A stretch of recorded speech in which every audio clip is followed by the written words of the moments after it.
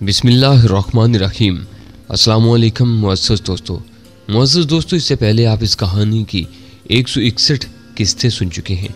अब किस्त 162 मुलाहिज़ा फरमाएं। उसका क्या है, वो तो अब मुकम्मल तौर पर डाकू बन चुका है।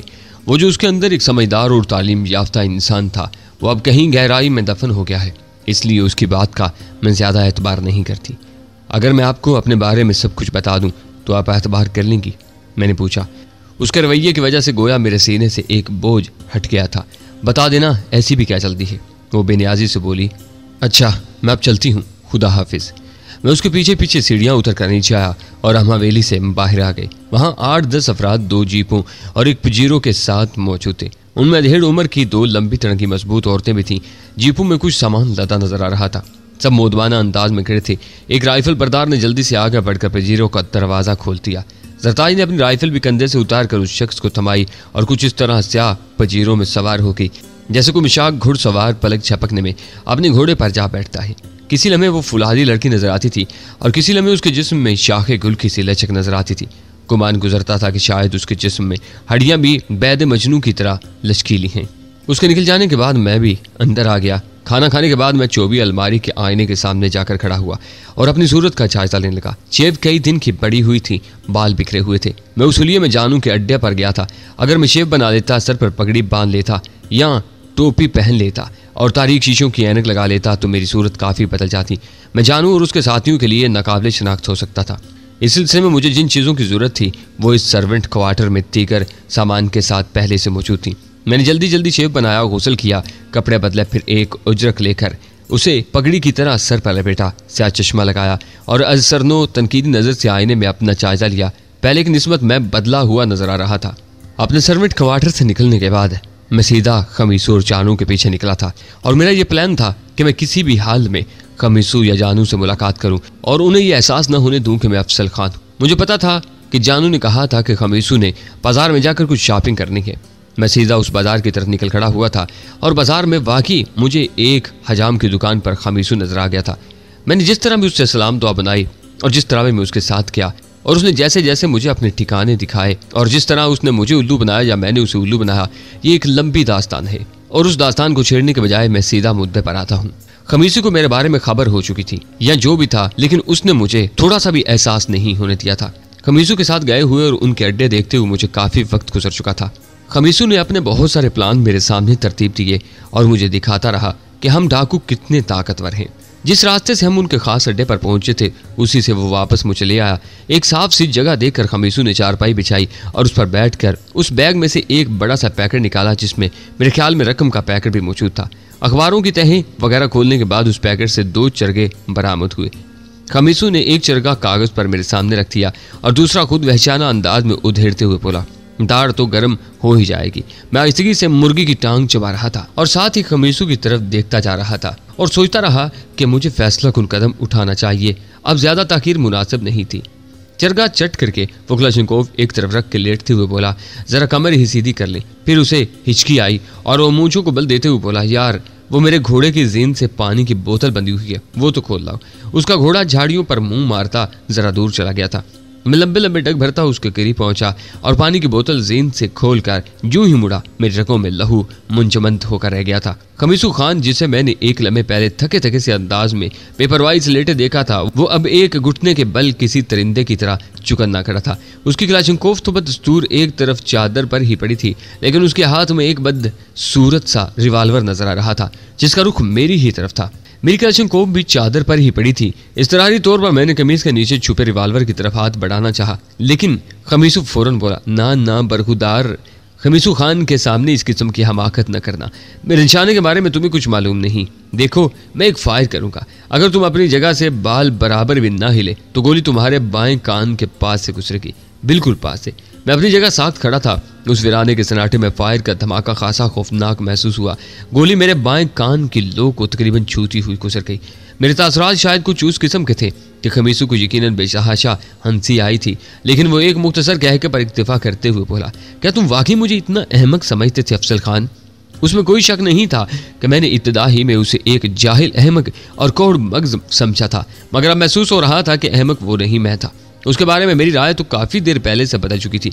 लेकिन अभी मैं उस बदली हुई राय की रोशनी में कोई कदम उठाने के बारे में सोच रहा था कि उसने पांसा पलट दिया। बहरहाल जो गलती सरजद होनी थी वो तो अब हो ही चुकी थी, उस पर पछताने से कुछ हासिल नहीं था। इंसान जिंदगी के मैदान में ख्वाह कितना ही कामयाब हो, यह दावा नहीं कर सकता कि उसका उठाया हुआ हर कदम दुरुस्त ही साबित होगा। बाज़-औक़ात बरखी रो का झटका लगने से इंसान के असाब झंझना उठते हैं, लेकिन वो झटका उसके लिए मुफीद भी साबित होता है। उसकी बहुत सी खुफिया और खिफ्ता सलाहतें बेदार हो जाती हैं। अगर झटका मुनासिब वोल्टेज का हो तो बाज़-औक़ात उससे फालिज के मरीजों को भी फ़ायदा हो जाता है और दिमागी मरीजों की हालत भी बेहतर हो जाती है। बिल्कुल उसी तरह खमीसू खान ने मुझे जो झटका लगाया था वो कुछ फ़ायदा मंद भी महसूस हो रहा था। मेरे अंदर जो एक दरिंदा सोया हुआ था, मैंने एक झटके से उसे बेदार होते हुए महसूस किया। मैं सरतापा आंख बन गया था। जाहिर है मैं सागती रहा, लेकिन मेरे अंदर न जाने कितनी कुव्वतें मुतहर्रिक हो गईं। सिर्फ एक सानिए के लिए मैंने अपने आप को खौफज़दा महसूस किया था, लेकिन दूसरे लम्हे वो खौफ हवा में तहलील हो गया था। सिर्फ ये एहसास रह गया था कि मैं अचानक ज़रा मुश्किल सूरत हाल में गिरफ्तार हो गया था। जिस तरह अच्छे भले समझदार और बासलाहियत शख्स का पाँव भी राह चलते वक्त अचानक गड्ढे में फंस सकता है, बिल्कुल उसी तरह मुझ पर भी ज़रा मुश्किल आन पड़ी थी और मुझे अपनी सलाहियतों को काम में लाते हुए उससे निकलना था। उसमें कोई शक नहीं था कि मौत और ज़िंदगी के दरमियान सिर्फ बाल जैसी बारीक लकीर होती है, लेकिन उस हद फाजिल के एक तरफ रहना कोई ऐसा मुश्किल भी नहीं। कम अज़ कम मुझे अब भी ज़िंदगी वाली साइड पर ही रहना नामुमकिन महसूस नहीं हो रहा था, लेकिन उसके लिए ज़रूरी था कि मैं कोई गलती ना करूँ। मैदान में धुंधली धुंधली चांदनी फैली हुई थी। रोशनी कुछ ज़्यादा नहीं थी, लेकिन मैं उसकी भवों की खफीफ सी जुम्बश भी साफ देख रहा था और गालबन यही आलम उसका था। एक दरिंदा यकीनन उसके अंदर भी रहता था, बल्कि वो दरिंदा उसके अंदर तो कम ही रहता था, ज़्यादातर बाहर ही झांकता रहता था। उस वक्त वो दरिंदा भी पूरी तरह चौकस था।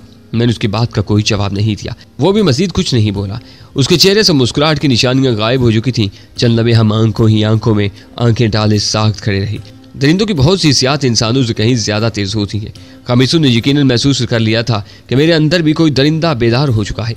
एक दरिंदा दूसरे दरिंदे की मौजूदगी को फ़ौरन महसूस कर लेता है, लेकिन वो शायद उस दूसरे दरिंदे को कोई अहमियत देने पर तैयार नहीं था। अपनी फितरत से मजबूर था। उसकी सफाक आंखों में तकब्बुर औद कर आया। आंखों ही आंखों में गोया वो कह रहा था, मुझे मालूम है तुम्हारे अंदर कोई कुव्वत बेदार हुई है, लेकिन उसके बावजूद तुम क्या कर सकते हो? मेरे लिए तुम्हारी हैसियत एक चुंटी से ज़्यादा नहीं। मैं जब चाहूँगा तुम्हें मसल कर रख दूंगा। खमीसू ने एकदम कहका लगाया, फिर यकदम उसकी हंसी को ब्रेक लग गया और वह बिल्कुल बदले हुए लहजे में गुर्रा कर बोला, सुन बचूहे, मैं चाहता हूं कि मरते वक्त तुम ये खुशफहमी दिल में लेकर ना जाओ कि तुम जिंदा रह जाते तो न जाने कौन सा तीर मार लेते। अगर मैं तुम्हें मजीद 10 साल भी जिंदा रहने का मौका दे दूं, तब भी तुम अकेले तो क्या, तुम जैसे 100-200 मिलकर भी हम सब की कब्रें नहीं बना सकते, सिर्फ ऐसे ख्वाब देख सकते हैं। मैंने तुम्हें अपने गिरोह वगैरह के बारे में जो कुछ बताया है, हमारी जड़ें उससे कहीं ज़्यादा गहरी हैं। मुझे उसकी कोई परवाह नहीं। मैंने बेनियाजी से कहा, अब परवाह करने का कोई फ़ायदा भी नहीं। अब मौत जो तुम्हारा मुकद्दर हो चुकी है, लेकिन ज़िंदगी के आखिरी लम्हों में तुम्हें यह पछतावा ज़रूर होगा कि आखिर किस्मत ने तुम्हें क्यों हमसे ला टकराया था। पछताना तो मैंने एक अरसे से छोड़ दिया है। मैंने कहा, मैं तुम्हें पछताने पर मजबूर कर दूंगा। वो अल्फाज पर जोर देते हुए बोला, मैं तुम्हारे पेट में गोली मारने के बाद तुम्हारे करीब ही बैठूंगा। जितनी देर तुम होश में रहोगे बहुत तड़पोगे। मैं तुम्हारी हर सिसकी, हर कराह, हर फरियाद सुनना चाहता हूँ। मुतवक्किल लज्जत के तसव्वुर से उसके होंठ भींच कर रह गए थे। मैं खामोशी से उसकी तरफ देखता रहा। मेरा अंदाज़ा ठीक ही था। वो सख्त अजियत परस्त इंसान था। दरिंदे ऐसे इंसानों से बेहतर होते हैं, वो अजियत परस्त नहीं होते। वो सिर्फ ज़िंदगी मौत या अपनी बका की जंग लड़ते हैं, अपने हरीफ को अजीज़तें देकर नहीं मारते। कम अज़ कम दानिस्ता तौर पर वो ऐसा नहीं करते। इस बार अचानक ही उसके रिवाल्वर की नाल झुकी और मैं अचानक ही बिजली की सी तेजी से उछला। उसने मेरी टांग में गोली मारने की कोशिश की थी। शायद उसका ख्याल था कि मैं बातों बातों में उलझा होने की वजह से अपने आप को नहीं बचा सकूंगा। गोली की बाज़गश्त खत्म होने के बाद एक लम्हे के लिए मैदान में गहरा सकूत छा गया था। हम दोनों भी अपनी जगह साख थे। बिलाकर उसने तुफहीमी अंदाज में सर हिलाया और गहरी संजीदगी से बोला, तुम बिलाशुबा फनकार हो। तुम्हारा जिंदा रहना हमारे हक में बिल्कुल अच्छा नहीं। खमीसू खान की चलाई हुई गोली से बच जाने वाला हम सब के लिए बहुत बड़े खतरे की घंटी है। बात करते करते ही उसने अचानक एक और फायर किया। अब उसने गालबन मुझे तड़पा तड़पा कर मारने का प्रोग्राम मुलतवी कर दिया था, क्योंकि उस बार उसने जिस लाइन पर फायर किया था, अगर मैं उसमें मौजूद रहता तो गोली मेरी गर्दन से गुजर जाती। लम्हे के सही तय्युन के साथ जरा सी झुकाई देते हुए मैं बच गया, लेकिन वायलिन के तारों की तरह तने हुए मेरे आसाब गोया टूटने को थे। मुझे एहसास था कि मेरे जिस्म पर पसीने की दहारें रिंग रही थी। ये दहारें मेरे आसाब में और भी गुदगुदी सी कर रही थी, लेकिन मैं उनकी सरसराहट से बेनियाज रहने की कोशिश कर रहा था। मैंने बहुत देर से पलक भी नहीं झपकी थी। उस वक्त मैं अपनी ज़िंदगी की अहम तरीन गिनती भी कर रहा था। 4 गोलियां जाया हो चुकी थी। उसके रिवॉल्वर में सिर्फ 2 गोलियां बाकी थी और अब कुछ नहीं कहा जा सकता था कि वो मेरे जिस्म के किस हिस्से पर और किस तदबीर से गोली मारने की कोशिश करेगा। लेकिन उसमें कोई शक नहीं था कि अंदर ही अंदर वो नर्वस हो चुका था। उसकी खुद एतमादी में दरार पड़ चुकी थी, लेकिन उसके चेहरे पर कोई तब्दीली नहीं आई। बल्कि शायद उसकी कोशिश थी कि अगर मैं रिवॉल्वर से खौफजदा नहीं हो सका था तो कम अज कम उसके चेहरे की खूनखारी से ही डर जाऊं। अब मसला गोया ये नहीं रहा था कि उसे रिवॉल्वर के इस्तेमाल में कितनी महारत हासिल थी और मैं गोली से बचने की आर्ट में कितना माहिर था, बल्कि अब ये गोया असाब की जंग होकर रह गई थी। अगर उस वक्त मेरे असाब मुझे धोखा दे जाते तो मौत मेरा मुकद्दर थी। उस आलम में मैं मुस्कुरा दिया। मेरी मुस्कुराहट ने उसकी रगोपै में मुकीद गैज़ गज़ब के बारूद को चिंगारी दिखा दी। उसने अपने असाब पर कंट्रोल खो दिया। 5वां फायर उसने शदीद झंझलाहट में किया। झंझलाहट में चलाई गई गोली से बचना मेरे लिए ज्यादा मुश्किल साबित नहीं हुआ। अगर वो छठी गोली भी उसी झंझलाहट में जाया कर देता तो मेरे हक में अच्छा होता, लेकिन वो फौरन ही संभल गया। उसके होंठ उस तरह भिज गए कि झाड़ झंकार दाढ़ी मूंछों के दरमियान गायब होकर रह गई। मेरे जिस्म से पसीना बुरी तरह फूट रहा था और चंद मिनट की उस आजमाइश ने मेरे असाब चटका कर रख दिए थे। लेकिन मैं खमीसू के रिवॉल्वर पर नजरें जमाए बदस्तूर मुस्कुरा रहा था और पलक नहीं झपक रहा था। खमीसू खान आखिरी गोली को हर हाल में सही इस्तेमाल करना चाहता था। उसकी तमाम तर तवज्जो अब उसी मसले पर मरकूज थी। उससे एक गलती हुई थी कि वो जज्बात की शिद्दत में जरा आगे आ गया था। वो अपनी और मेरी दोनों ही क्लाशनकोफे पीछे छुड़ाया था। अब वो मेरे और क्लाशनकोफों के तकरीबन दरमियान था। उसका खाली हाथ गैर इरादी तौर पर हवा में बुलंद हो गया था और उसने नीम दायरे में खिसकना शुरू कर दिया था। अपनी तनिष्ठ में वो किसी बेहतर जाविये की तलाश में था, लेकिन उसकी हर कोशिश फजूल थी क्योंकि मैंने भी वहीं खड़े खड़े आहिस्तगी से घूमना शुरू कर दिया था। यूं अमलन हमारी पोजीशन में कोई फर्क नहीं पड़ा था। हम अब भी एक दूसरे की तरफ उसी तरह देख रहे थे। अब मेरी जिंदगी और मौत का दारोमदार खुदा की मर्जी के बाद सिर्फ उस बात पर था कि मुझे गुंजा देते हुए कितनी फुर्ती से फायर कर सकता था और मैं कितनी तेजी से गोली के रुख को समझते हुए अपना बचाव कर सकता था। मैंने अब सांस भी रोक ली थी। चूहे बिल्ली का यह खेल चंद लम्हे से ज्यादा जारी नहीं रहा। उसने अचानक ये आखिरी दाव खेल लिया। उसमें कोई शक नहीं था कि उसने ये दाव बिजली की सी तेजी से खेला था। इस बार तो साफ तौर पर ही मुझे किसी गैबी कुव्वत ने बचा लिया था। मुझे खुद सही तौर पर एहसास नहीं था कि मैं किस तरह बर वक्त लाइन ऑफ फायर से हटने में कामयाब हुआ था। आखिरी गोली उसने मेरे पेट में उतारने की कोशिश की थी, लेकिन वो मेरे बाजू को चूती हुई गुजर गई। मुझे अपने बाजू पर हल्की सी तपश का एहसास हुआ। रिवॉल्वर उसने वहीं हाथ से छोड़ दिया और तेजी से क्लैशनकोफ उठाने के लिए पलटा, लेकिन मैं उसे इतनी आसानी से क्लैशनकोफ उठाने का मौका नहीं दे सकता था। उसी एक लम्हे के इंतजार में तो मैं इतनी तवील आजमाइश से गुजरा था। मैंने अपने रिवॉल्वर भी निकालने की कोशिश नहीं की। वो मेरी कमीज के नीचे सूती बास्केट की जेब में था। मैंने महसूस किया कि उसे निकालने में ज्यादा वक्त सर्फ होगा। उस वक्त 1 सेकंड के 10वें हिस्से की भी बहुत अहमियत थी। मैंने रिवॉल्वर निकालने की बजाय उस पर जकन लगाई। उस वक्त उसका हाथ क्लैशनकोफ को तकरीबन छू चुका था जब मैंने उसके कंधे पर कराटे का हाथ रसीद किया और साथ ही क्लैशनकोफ को ठोकर मार दी। क्लैशनकोफ उसके दस्तरस से निकल गई और कराटे के वार से वो लड़खड़ा गया, मगर बला का सख्त जान था। उसने उफ तक न की और फौरन ही मेरी क्लैशनकोफ की तरफ हाथ बढ़ाने की कोशिश की, लेकिन उस वक्त तक मैं उसकी पसलियों पर ठोकर रसीद कर चुका था। वो एक बार फिर लड़खड़ाया और दरिंदे की तरह गुर्राया। क्लैशनकोफ का ख्याल उसने छोड़ दिया और किसी इफरीत की तरह पलटकर मुझ पर झपटा। अब उसके पास कोई हिकमत अमली नहीं रही थी। शायद उसके ख्याल में अब सोच समझ कर लड़ने का वक्त ही नहीं रहा था, जबकि मेरे ख्याल में होश व हवास कायम रखना और असाब का काबू में रहना हर हाल में जरूर था और किसी भी मार्के में फैसला कुन अहमियत उसी की थी। मुझे उस वक्त हैरत हुई जब उसने नहायत ही अमकाना अंदाज में दोनों हाथों से मेरी गर्दन दबोचने की कोशिश की। शायद उसका ख्याल था कि मेरी गर्दन उसके हाथों में आ गई तो वो पतली सी किसी खुश्क टहनी की तरह उसे तोड़ देगा। मैंने अपनी गर्दन उसकी गिरफ्त में जाने से बचाने के लिए उसके चेहरे पर घोंसा रसीद किया। उसकी गर्दन एक लम्हे के लिए टेढ़ी हुई, मगर फौरन ही संभलते हुए उसने अपना बनमानस का सा बाजू घुमाया। मैंने बाजू ही पर उसका वार रोका। उसका बाजू किसी शहतीर की तरह मेरे बाजू से टकराया। उसी लम्हे मैंने उसके पेट में लात रसीद कर दी। ये लात खाकर भी वो सिर्फ जरा सा लड़खड़ाया था और फौरन संभल गया। वो वाकई किसी जंगली सांड से कम नहीं था। दूसरे लम्हे उसने मुझ पर जस्त लगाई। मैं उसकी ताकत से मरऊब नहीं था, लेकिन फैसला कर चुका था कि उसकी गिरफ्त में आने से बचा रहूं तो मेरे हक में अच्छा होगा। मैंने झुकाई देकर अपने आप को बचाया। वो ऊंधे मुंह जमीन पर गिरा और मैंने उसकी पसलियों में एक ठोकर रसीद की। उसकी फुर्ती हैरत अंगेज थी। वो मशीनी अंदाज में उछल कर उठा। उसकी पगड़ी खुल कर गिर चुकी थी और लंबे लंबे घुंघरियाले बालों की डिटें कंधों पर फैल चुकी थी। चेहरा और दाढ़ी के बाल मिट्टी में लिथड़ चुके थे। बाचों से बहता हुआ कफ भी उन बालों पर चमक रहा था। वो सरतापा वहशत था, बिल्कुल ज़माना गार का इंसान दिखाई दे रहा था। नहायत ही गजबनाक अंदाज में बाजू फैलाकर वो एक बार फिर मुझ पर झपटा और मैंने एक बार फिर कामयाबी से झुकाई देते हुए उसकी कनपट्टी पर खोंचा रसीद कर दिया। वो दोबारा मुंह के बल जमीन पर चला गया। उस बार वो पहले जैसी फुर्ती से नहीं उठ सका, लेकिन मैंने उस मौका से फायदा उठाते हुए उसे दबोचने की कोशिश नहीं की। इस बार वो उठकर पलटा तो गुस्से से पागल हो रहा था। यही मैं चाहता था। ज्यादा ताकतवर लोग जब गुस्से से पागल होते थे तो उन्हें काबू में करना आसान होता था।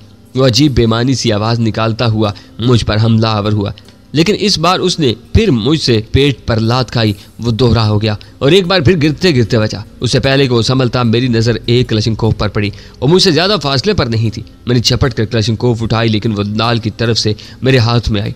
मुझे उसको सीधा करने की मोहलत नहीं मिली, क्योंकि खमीसू ने मुझे आन दबोचा था। उसने मुझसे क्लशिनकोव छीनने की कोशिश नहीं की, बल्कि अकब से मेरी कमर के गिर्द बाजुओं का शिकंजा डाल दिया। वाकई आहिनी शिकंजा था। मुझे यूं लगा जैसे मेरा जिस्म दरमियान से कुचला जाएगा। मैंने वह मुश्किल जरा तिरछा होते हुए पूरी कुव्वत से उसकी खोपड़ी पर राइफल का बट मारा। उसकी गिरफ्त ढीली पड़ गई और मैंने एक झटके से अपने आप को छुड़ाकर क्लशिनकोव को हथौड़े की तरह इस्तेमाल करते हुए उसके सर पर दूसरी और फिर तीसरी जरब लगाई। वो दाएं बाएं लहराया, लेकिन उसके जमीन पर ढेर होने से पहले मैं उसकी खोपड़ी पर न जाने कितनी जरबें लगा चुका था। जिंदगी और मौत की उस जंग में आखिरी लम्हों में मुझे भी अपने हाथ पैरों पर कुछ इख्तियार सा नहीं रहा था। मैं उस वक्त अपनी मजनूनाना सी कैफियत से बाहर आया जब मैंने उसे बेहिस हरकत अपने सामने पड़े देखा। उसकी खोपड़ी अगरचे लंबे घने झाड़ झंकाड़ बालों से न ढकी होती तो शायद उस वक्त टूटे हुए तरबूज से मुशाबा नजर आती। उसका चेहरा और गर्दन खून में लिथड़ चुके थे। शायद उसके मुंह और नाक से भी खून उबल रहा था। उसकी आंखें खुली की खुली रह गई थीं और उनमें भी खून भरा हुआ था। मेरे हाथ में मौजूद क्लशिनकोव का आईनी दस्ता भी खून में लिथड़ चुका था। मैंने उसे खमीसू की लाश के करीब फेंक दिया और मिट्टी के एक तोदे पर बैठकर गहरी गहरी सांसें लेने का पिलाकर मैंने मौत से यह मार का जीत लिया था। धीरे धीरे मेरी रगो पैर से हिजान रुखसत हो गया और चंद मिनट बाद मैंने अपने आप को दोबारा पुरसकून महसूस किया। धुंधली चांदनी में उस वीराने में तोदे पर बैठे हुए मुझे अपना वजूद कुछ अजीब अजीब सा लग रहा था। चंद लम्हे पहले वहां दो इंसान या शायद दो दरिंदे जिंदगी की जंग में मसरूफ थे। अब उनमें से एक बाकी रह गया था। ये लाखों साल पुरानी कहानी थी। कोई बाई नहीं था कि उस तोदे पर मेरी जगह खमीसू खान बैठा होता। तकदीर भी कुछ कुछ तराजू ही की तरह होती है। कभी पलड़ा इधर को झुक जाता है और कभी उधर को। पिलाकर मैं गहरी सांस लेकर उठ खड़ा हुआ। मैंने फैसला किया कि थोड़ी बहुत एहतियाती तदाबीर ही इख्तियार करना बेहतर था। मैंने चारों तरफ नजरें उड़ाई। एक तरफ मुझे गड़े की मौजूदगी के आसार महसूस हुए। मैं लंबे लंबे डग भरता वहां पहुंच गया। गड़ा वाकई मौजूद था और मेरे मकसद के लिए काफी हद तक मौजू भी था। उसकी तह में शायद काफी हर्सा पहले की बारिश का थोड़ा बहुत पानी भी मौजूद था। मैं खमीसू की लाश को घसीटता हुआ वहां तक ले गया। मैं लाश को आसानी से उठाकर भी ले जा सकता था, लेकिन मैं नहीं चाहता था कि उसका खून मेरे कपड़ों पर लगे। खून धीरे धीरे जमने लगा था। नखूत तकब्बुर और अजियत बरस्ती का वो पैकर अब मिट्टी में लुथड़ा जमीन पर पड़ा बेहद हकीर और काबिल रहम लग रहा था। मुझे अब उस पर तरस आ रहा था। जी चाह रहा था कि बाइज्जत तौर पर उसकी तकफीन और तदफीन करूं, लेकिन मजबूरी थी। सरदस्त में उसे एजाज के साथ दफनाने की पोजीशन में नहीं था। मैंने उसकी लाश को गड्ढे में धकेल दिया। गड्ढा इतना लंबा नहीं था कि लाश उसमें सीधी लटाई जा सकती। वो दरमियान से खम खा गई। माफ़ करना खमीसू खान, मैंने मुआज़त की। मैं इस वक्त तुम्हें इससे ज़्यादा आरामदेह कब्र मुहैया नहीं कर सकता। फिर मैंने इधर उधर से मिट्टी के छोटे बड़े ढेले और तोदे उस गड्ढे में डाले। खून आलूद क्लशिनकोव भी मैंने उसी गड्ढे में फेंक दी। बड़ी तदबीरों से इधर उधर से कुछ मिट्टी भी गड्ढे में डाल दी। गड्ढा भर गया और लाश अच्छी तरह छुप गई। मुझे उम्मीद थी कि एक आध बारिश या चंद रातों की औस उस गड्ढे को हम पार कर देगी और ज़मीन में ये पेवंदकारी नजर नहीं आएगी। फिर मैंने ज़मीन पर वो निशान भी साफ कर दिए जिससे जाहिर होता था कि वहाँ से कोई चीज़ घसीट कर ले जाई गई थी। उस काम में काफ़ी देर लग गई, लेकिन नताइज खासे तसल्ली बख्श थे। मैं हाथ पांव झाड़ कर उस चादर पर आ बैठा जिस पर बैठकर कुछ देर पहले मैंने और खमीसू ने इकट्ठे खाना खाया था। अभी से यह बात कुछ पुरानी पुरानी सी लगने लगी थी। अचानक मुझे एहसास हुआ कि खमीसू खान का घोड़ा बड़ी खामोशी से एक तरफ खड़ा उदास उदास सी नजरों से मेरी सारी कार्रवाई देख रहा था। घोड़ा बहुत ज़हीन जानवर होता है, खसूसन वो घोड़ा जो जंगलों ब्याबानों में सरगर्म रहने वाले लोगों के साथ पुरखतर जिंदगी गुजारता है। खमीसू का घोड़ा कहीं बंधा हुआ नहीं था, मगर उसने भागने की कोशिश नहीं की थी। मुझे अंदाजा था कि वो घोड़ा तन्हा अपने ठिकाने पर वापस जा सकता था और अगर कोई उसके इशारों को समझता तो उसे यहाँ तक ला सकता था जहाँ खमीसू खान दफन था। ये कोई खुश आइंदा बात नहीं थी। मेरे हक में बेहतर तो यही था कि मैं उस घोड़े को भी गोली मार देता। घोड़ा मेरी ही तरफ देख रहा था। मुझे कुछ यूं लगा जैसे वो मेरे ख्यालात पढ़ रहा था। उस हैवान की मोटी मोटी आंखों में मुझे इंसान से ज्यादा फहमो फरासत महसूस हुई। मैंने महसूस किया कि मुझ में उस खूबसूरत मगर बेजुबान जानवर को मारने की हिम्मत नहीं थी। मैंने आगे बढ़कर उसकी जीन खोलती और लगाम उसके जबड़ों से निकाल कर फेंकती। वो अपनी जगह साख्त खड़ा रहा। मैंने उसकी आयाल पर हाथ फेरा, गर्दन पर थपकी दी, तब भी वो अपनी जगह से नहीं हिला। जाओ दोस्त, तुम्हारी मर्जी है, अपने ठिकाने की तरफ लौट जाओ या जंगलों का रुख कर लो। चाहो तो किसी की रहनुमाई करते हुए उसे खमीसू खान की कब्र तक ले आना, और चाहो तो उस सारे तमाशे को भूल जाना। मेरी तरफ से तुम आज़ाद हो। मैंने उसकी कमर थपकते हुए मुस्कुराकर कहा। वो एक बार हिननाया जैसे उसने मेरी बात का जवाब दिया हो, फिर वो दौड़ता हुआ एक तरफ को चला गया। कम अज कम उस वक्त तो उसका रुख उतर नहीं था जिस तरफ कुछ देर पहले मैं और खमीसू खान महवे सफर थे। उसका मतलब था कि फिलहाल वो अपने ठिकाने की तरफ नहीं जा रहा था। वो मेरी नजरों से ओझल हो गया तो मैं चादर पर जा लेटा, दोनों हाथ सर के नीचे रखे चित लेटा। मैं देर तक चांद की तरफ देखता रहा और सोचता रहा कि जिंदगी मुझे क्या क्या तमाशे दिखा रही थी। मैं उस नतीजे पर पहुंचा कि ज्यादा सोच विचार करने का कोई फायदा नहीं था। मेरी हालत पहाड़ से उतरते हुए शख्स की सी थी जिसकी रफ्तार उसके अपने काबू में नहीं रहती। उस आलम में अगर वो रुकने की कोशिश करता है तो ऊंधे मुंह गिरता है। कुछ देर सस्ताने के बाद मैंने उठकर वो बैग खोलकर देखा जो खमीसू अपने साथ ले जा रहा था। उसमें एक शॉपिंग बैग मौजूद था जिसमें नोटों की कई गड्डियां मौजूद थीं। यह वही रकम थी जो खमीसू गोल्ड की क्लब से लेकर चला था। मैंने वो बैग अपने घोड़े की जीन के साथ लटकाया, अपनी कलाशिनकोव कंधे पर लटकाई और घोड़े पर बैठकर तरताज नगर की तरफ वापस रवाना हो गया। मैं गांव पहुंचा तो सुबह कादिब का वक्त था। हर तरफ सकूत और सन्नाटे का राज था। मुंह अंधेरे खेतों को जाने वाले या तहज्जुद के लिए मस्जिद को जाने वाले देहाती भी अभी अभी बेदार नहीं हुए थे। इधर उधर फिरते हुए चंद आवारा कुत्ते जिंदगी का एहसास दिला रहे थे। उस बात पर मैं हैरान हुए बगैर न रह सका कि उन्होंने मुझे देखकर सिर्फ गुराने पर इक्तिफा किया। उनमें से कोई भौंका नहीं। शायद मैं उनके लिए अजनबी नहीं रहा था। चंद दिन में ही गांव की बास मेरे वजूद में रच गई थी, या फिर शायद वो कुत्ते आवारा होने के बावजूद समझदार थे। उन्हें अंदाजा हो गया था कि मुझ पर भौंकने का कोई फायदा नहीं था। मुझे गांव से गुजर कर ही फार्म की तरफ जाना पड़ा। मैं नहीं चाहता था कि उस वक्त हवेली के मुहाफिजों की नज़र में आऊं, इसलिए मैं अकबी दरवाजे की तरफ से फार्म पर पहुंचा था। मैं अकबी दरवाजे का ताला खोल रहा था जब बाएं तरफ कुछ दूर दरख्तों के झुंड में मुझे ससराहट से सुनाई थी। मैं लपक कर दरख्तों तक पहुंचा और अंधेरे में आंखें फाड़ पड़ कर देखा, लेकिन ना तो कोई दिखाई दिया और ना ही कहीं हरकत का एहसास हुआ। शायद कोई जानवर था जो भाग चुका था। मैंने इधर उधर देखने का तरद्दुद नहीं किया। मुझ पर एक अजीब काहली आमेज बेनियाजी गालब आ रही थी। अंदर क्वार्टर में पहुंचकर मैं बिस्तर पर गिरा और चंद लम्हों बाद अपने आप को दुनिया का सबसे आसूदा हाल और बेवसवसा इंसान महसूस करते हुए गहरी नींद सो गया। मेरी आंख खुली तो दरवाजे पर दस्तक हो रही थी। कमरे की सलाखदार खिड़की से कुंदनी रोशनी अंदर आ रही थी। मैंने सर को कई झटके देकर नींद का खुमार दूर करने की कोशिश की। गुज़िश्ता रात के वाक़यात मुझे ख्वाब ही महसूस हो रहे थे। मैंने उठकर दरवाज़ा खोला। सामने अब्दुल नामी वो शख्स खड़ा था जो बिला ज़रूरत और बेवजह दांत निकाल रहा था, जो मेरे लिए खाना वगैरह पकाने और बाहर के काम काज पर मामूर था। असबकिल सफाई और घोड़ों को रातब वगैरह देने पर दूसरा शख्स मामूर था। अब्दुल के पास फार्म और मेरे क्वार्टर की चाबियाँ होती थीं, लेकिन उस कमरे की चाबी नहीं थी जिसमें मेरा ज़्यादा वक्त गुजरता था और जो ख्वाब गाह के तौर पर इस्तेमाल होता था। आपका रात का खाना भी इसी तरह रखा हुआ है और अब दिन चढ़े तक आप सोकर नहीं उठे, तो मैंने सोचा मालूम कर लूँ कि आपकी तबीयत तो ठीक है। आपने बुरा तो नहीं मनाया सही? उसका लहजा पहले की निस्बत ज़्यादा मोदबाना हो चुका था। उससे पहले उसका तर्ज अमल कुछ ज़्यादा मोदबाना नहीं रहा था, बल्कि जब मैं पहले दिन यहाँ आया था उसने मुझे किसी हद तक नापसंदीदगी ही की नज़र से देखा था। मालूम नहीं गुज़िश्ता रात के दौरान किस वजह से उसकी नज़र में मेरी तोकीर पड़ गई थी। नहीं, मैंने बिल्कुल बुरा नहीं मनाया और मेरी तबीयत भी बिल्कुल ठीक है। मैंने गहरी संजीदगी से जवाब दिया। मैं आपके लिए नाश्ता तैयार करूँ? उसने अपने चौड़े चौड़े दांतों पर होंठों का पर्दा डालते हुए पूछा। हाँ ज़रूर, मैंने कहा। मैं इतनी देर में तैयार होता हूँ। वो बावर्ची खाने की तरफ चला गया और मैं गुसल खाने की तरफ। कमरे से निकलने से पहले मैंने छोटे से टेबल क्लॉक में वक्त देखा था। 10 बजने को थे। मुझे यकीन था कि आज जरताज नगर के बैंक में डाका ज़रूर पड़ेगा। जानूं कि जिन आदमियों की ड्यूटी उस काम पर लग चुकी थी उन्हें तो तयशुदा प्रोग्राम के मुताबिक उसे निपटाने आना ही था। 1 बजे डाका पड़ने का इम्कान था, क्योंकि ये सारे राज खमीसू मेरे सामने उगल चुका था। चाहे वो मेरे दिल में अपना डर पैदा करना चाहता था, चाहे जो भी था, क्योंकि वो मेरी असलियत शुरू से ही जान चुका था जब मैं उसके साथ लगा था। मुझे अब कई मामलात में अंदाज़ों से काम चलाना था। मेरा एक अंदाज़ा ये भी था कि खमीसू खान की गुमशुदगी को शायद 3-4 रोज़ तक तो तशवीश की नज़र से न देखा जाए, और यह इम्कान तो शायद काफ़ी दिनों तक किसी को काबिल कबूल महसूस न हो कि वो मर चुका हो। मुझे ज़्यादा बेहतर यही महसूस हो रहा था कि उस बैंक डिकेटी को मैं खुद ही रोकने की कोशिश करूँ। पुलिस के पास जाकर खुद मुसीबत में फंसने का इम्कान था। खमीसू बता चुका था कि थाने की कुल नफरी 4-5 अफराद पर मुश्तमिल थी। वो खुद भी जंग खोरदा थे और उनके हथियार भी। उनका जानू के आदमियों के सामने रुकना जरा मुश्किल ही था, जो बड़े खरांट दहशतगर्द और कातिल थे और जदीद तरीन असले से भी लैस थे। पुलिस पर मुझे वैसे भी ज्यादा भरोसा नहीं था। मालूम नहीं उस मुख्तसर से अमले में कौन जानू का जरखरीद था।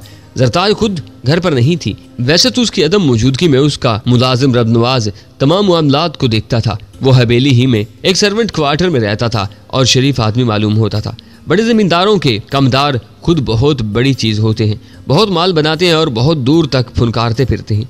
उनका बड़ा दबदबा और रोब होता है। मालिक के अलावा शाजुल नादर ही किसी को उनके सामने दम मारने की जुरात होती है। लेकिन रब नवाज उस किस्म का आदमी नहीं था। सर झुका कर चलता था और अपने काम से काम रखता था। मैं उसे भी उस खतरे से आगाह कर सकता था, लेकिन उसकी जुबान पर यकीनन सबसे पहला सवाल यही आता कि मुझे ये बात कैसे मालूम हुई।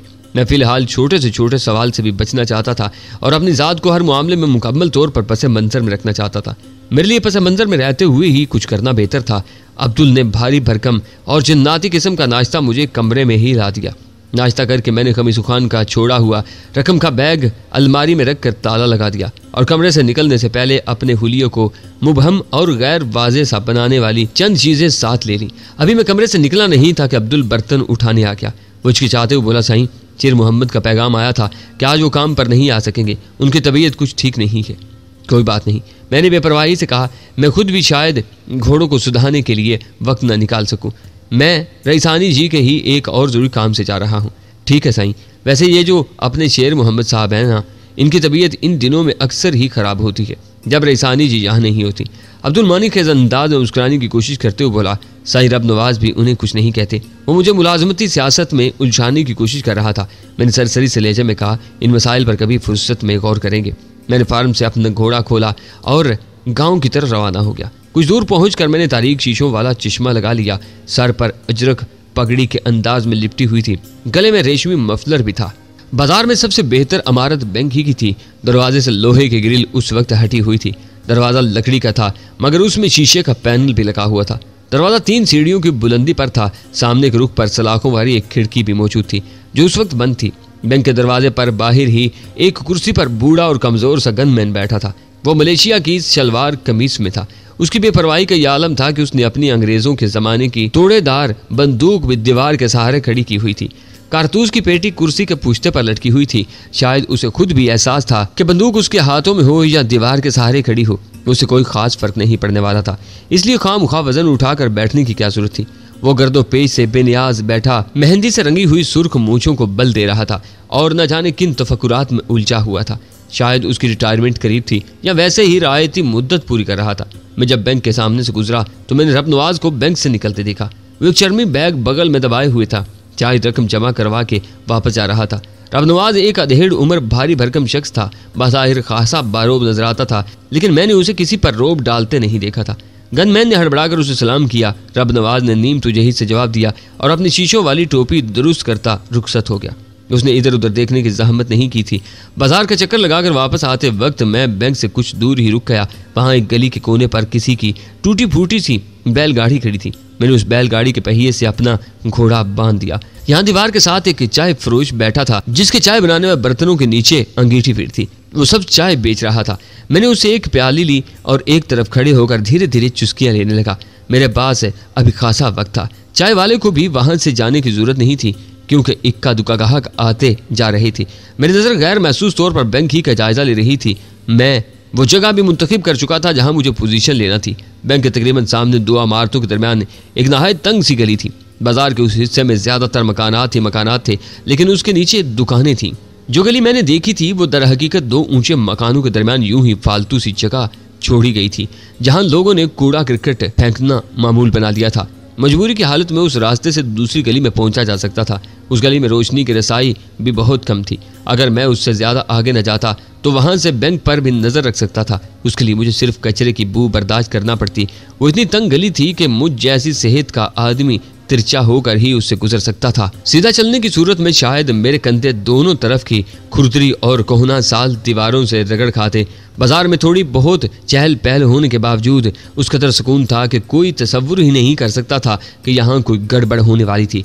एक लम्हे के लिए तो मैंने भी अपने आप को खुशगुमानी से बहलाने की कोशिश की कि यहाँ कुछ नहीं होना था, लेकिन मेरी नामालूम हिस्स कुछ और ही कह रही थी।